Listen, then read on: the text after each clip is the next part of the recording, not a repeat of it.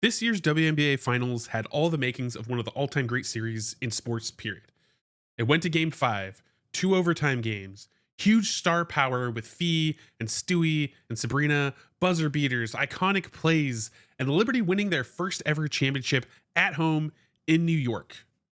But as the confetti fell in what should have been a shining moment for the WNBA, it all just felt wrong. And I wasn't alone. Even the coach of the Minnesota Lynx, Cheryl Reeves, came out guns blazing in the postgame conference saying the WNBA title was stolen. League legends in the NBA, WNBA called out the final foul of regulation in wanting the players to be able to play for the championship, to truly play for it. So, how did we get here? Now, off the top, I want to say this very clearly.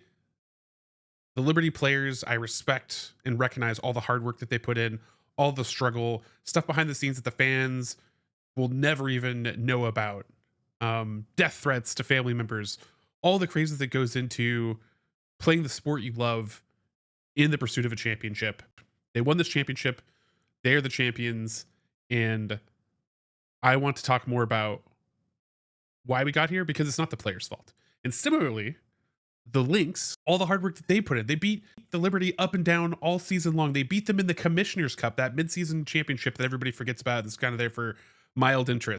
They had so many players and reasons to love that team this year, which is what makes this difficult because I can imagine and empathize with both teams. One feeling of you poured everything you had into it and you feel robbed at the end, and the other one where you poured everything into it, you won, and then you go online and everyone's saying that the game was rigged, that you don't deserve to be a winner. So for the players, this is horrible, and it's a disservice to these athletes. It's just a service to the fans. It's a service to the league that the WNBA all season long and culminating in this finals game has had an officiating problem and is compounded with a weak rule set and is led to the decimation of what should be their shining moment for the sport, where the words that are said at the end ring true instead of hollow. But that is some of the most beautiful basketball we have ever I seen. wasn't rooting for one team or the other. I just wanted to see great basketball. Universally, every fan base has complained about the officiating. Players, even Asia Wilson, someone who gets a friendly whistle most of the season, complained about the refs, about doing their jobs. Teams, the Fever and countless teams have sent in plays this season to upgrade them or get rulings on them to fix the problem, but it seems to never get fixed. The coaches, both coaches in this series, back to back to back games, are complaining about the officiating. And while their perspective is we want it fair, as in both teams get the same amount of free throws, that typically won't happen. Sometimes at the end of the game, if you're the team fouling to try to catch up, it's going to look a little lopsided at the end. There's been moments like that. But sometimes it's so lopsided that you have to kind of peer in and you have to kind of look critically and wonder, why is it so bad? A word that keeps getting brought up in all these complaints is inconsistency.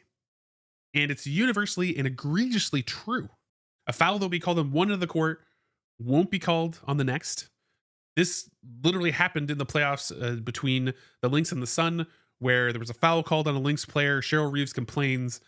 Ball comes down. Same foul happen. Offensive foul happens from a Suns player. It doesn't get called. It gets called the other way. And Cheryl Reeves rightfully was beside herself.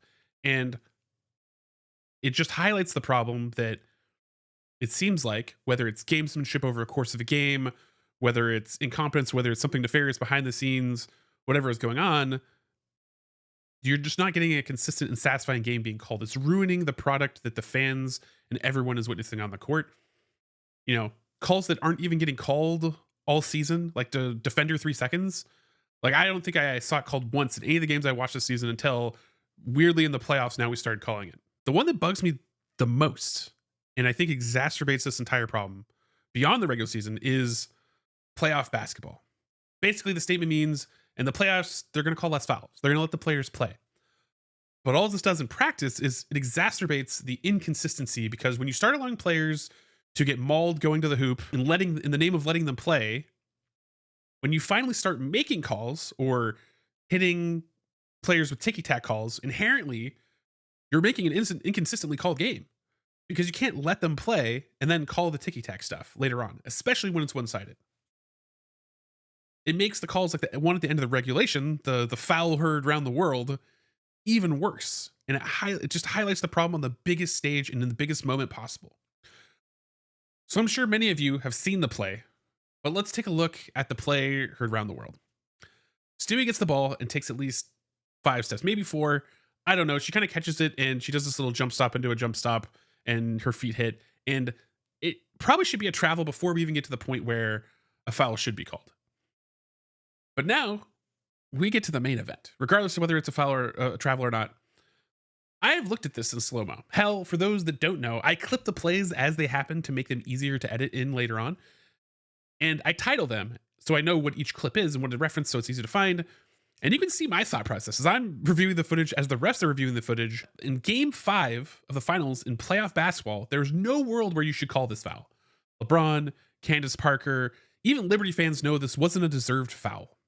But what makes this worse is they do go to review the foul. It's challenged on the floor, a good challenge. The refs look at it, and I'm sure they knew they were wrong. Note, the reasoning when they came out of their review was that the player was not in a valid or legal guarding position, which makes no sense.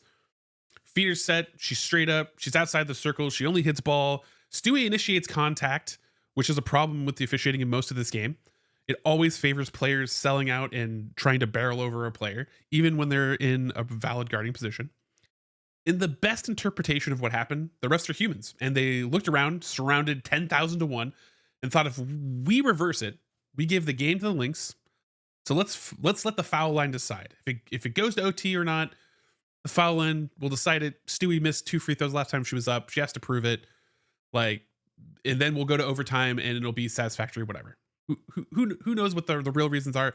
I can see that being the case. Now, it doesn't make that the correct decision, but humans are fallible. And it highlights a solution that should be implemented. Even if it's just for the playoffs, there should be a league resource to help make these calls. Similar to the NFL with reviews where they can override refs on the court and correct mistakes for the good of the sport. When you have an outside party who is removed from all the gamesmanship from coaches, players, and fans, you should arrive at better conclusions. The WNBA's goal should be to get the calls right and protect themselves from situations like this, because far too often refs are missing calls. Even in this game, there was another call on a steal that should have been a clear take foul. Sabrina wasn't even impeding the path to the basket. The player fouling McBride is, step for step at best, and is impeding what would be a clear runaway layup to the basket. Other inconsistent calls include this one from Bridget. Goes straight up outside the circle, which is impressive, frankly, that she got there and got straight up and jumped. Phoenix gets the foul call. This one, which should have been a charge on JJ, who clearly lowers her shoulder, started falling to the ground, uncoordinated. This one from Fee, where she gets all ball, and maybe she reaches around, but it's ticky-tack compared to everything else that the Lynx players are going through trying to get to the basket or play the game. And to be fair, despite all of this, the Lynx did have an open look for McBride to win the game. They did have a whole overtime to win this game. But ultimately, the Lynx weren't shooting that well. But believe it or not, the Liberty were egregiously worse. Sabrina went 1 for 19. She had so many shots to redeem herself. There were so many moments where the crowd's just waiting to erupt, and she did hit 1-3 and the crowd erupts. But later on the stretch, she had so many chances at dagger threes to put away the game, to have that hero moment. And it's like it's like an actor where they gave you the lines for the script and you're just supposed to read it off, and you keep fumbling the line. And everybody has to be like, where's the fairy tale ending? Where's the game 3 buzzer beater? And it got so bad that she started deferring to Stewie, and Stewie shot 4 for 15. Some of them threes from Sabrina because she wouldn't shoot anymore. What saved them was the 25-8 free throw attempts, a missed call, and continued favoritism in overtime, which is why it looked all the worse. And it felt fake when the confetti rained down. Sabrina falling to the floor after playing the worst game of her life, looking like she is staging it for a photo op. And I get it. She worked very hard. There are lots of things that these players do, and I get the emotion, the reaction. But when it's all combined together and it feels performative, it just leaves a sour taste in my mouth. The post-game host telling us we saw beautiful basketball when an overtime game has teams scoring in the 60s. The commissioner being tactless and wearing a New York skyline dress to say this shows what happens when you invest in women's sports, all while the person leading the league is actively sticking her foot in her mouth constantly and not capitalizing and investing to make the league great. It just leaves a bad taste in my mouth as someone that has been so positive about the league. And you all know how positive I try to keep my coverage. But what's important to me is being fair, calling out the things that are going to stifle what should be the beginning of the golden era of the WNBA. I have enjoyed the league. I love so many of its players and personalities. I want to see it succeed, so I'm going to talk about it more. I have a bigger retrospective on the officiating coming out. For me, it's the number one thing that the league has to fix in the offseason. There's obviously big things that are coming up on the horizon, like the players opting out of the collective bargaining agreement that they need to solve.